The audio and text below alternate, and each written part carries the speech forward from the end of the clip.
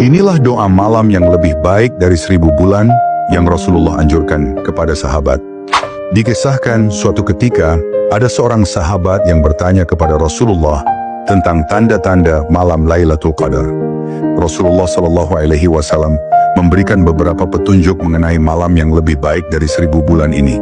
Para sahabat sangat ingin mengetahui kapan tepatnya malam Lailatul Qadar terjadi. Mereka bertanya kepada Rasulullah, dan beliau menjelaskan bahwa Lailatul Qadar terjadi pada salah satu malam di 10 malam terakhir bulan Ramadan, khususnya pada malam-malam ganjil, malam ke-21, 23, 25, 27, atau 29.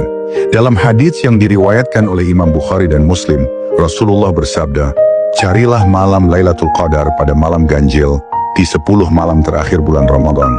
Hadits riwayat Bukhari dan Muslim.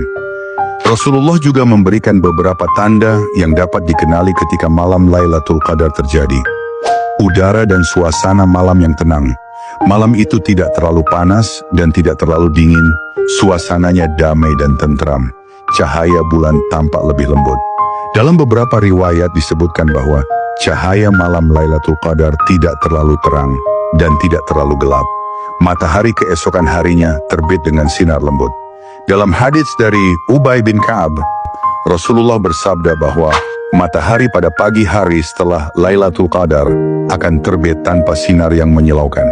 Hati terasa lebih tentram. Orang-orang yang beribadah pada malam itu akan merasakan ketenangan yang luar biasa dan kebahagiaan dalam hati. Setelah mengetahui keutamaan dan tanda-tanda Lailatul Qadar, para sahabat bersemangat untuk mencarinya.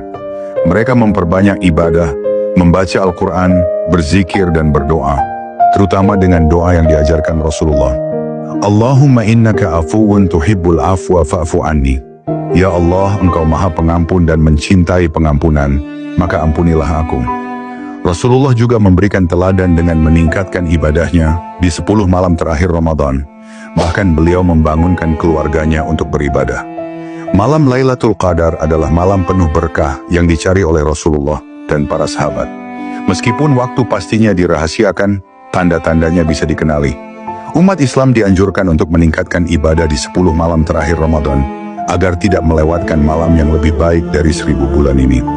Semoga kita semua diberikan kesempatan untuk bertemu dengan Lailatul Qadar dan mendapatkan keberkahannya.